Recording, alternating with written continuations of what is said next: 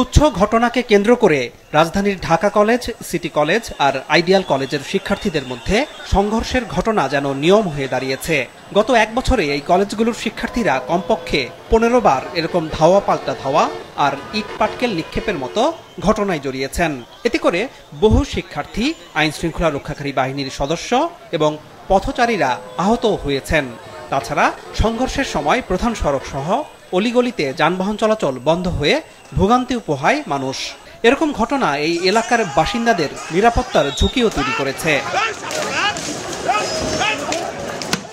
এমন বাস্তবতায় পুলিশের উদ্যোগে গত মাসে ঢাকা কলেজ ও আইডিয়াল কলেজের শিক্ষার্থীরা ভাই ভাই এমন উল্লেখ করে কলেজ দুটির মধ্যে শান্তি চুক্তি হয়। কিন্তু এক মাসের মাথায় সেই চুক্তি ভেঙে আবারও আজ সকালে সংঘর্ষে জড়ায় কলেজ দুটোর শিক্ষার্থীরা। দুই পক্ষ ইটপাটকেল ছুড়ে সকাল 8টার পর থেকে বেলা 11:30 পর্যন্ত পুরো এলাকায় ভীতিকর পরিবেশ তৈরি করে।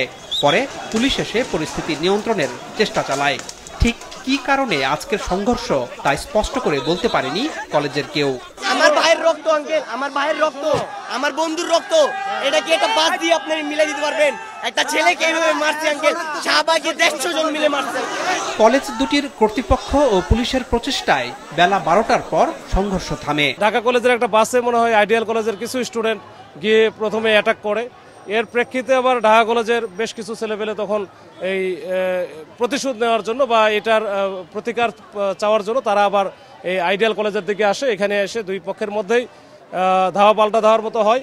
যে ঘটনাটা আজকে ঘটলো, কী কারণে ঘটলো, কেন ঘটলো, কারা প্রথম আক্রমণ করলো, এর মধ্যে বহিরাগত আছে কিনা বা অন্য কোনো চক্র আছে কিনা জড়িত, এটা আমরা বের করার চেষ্টা করছি।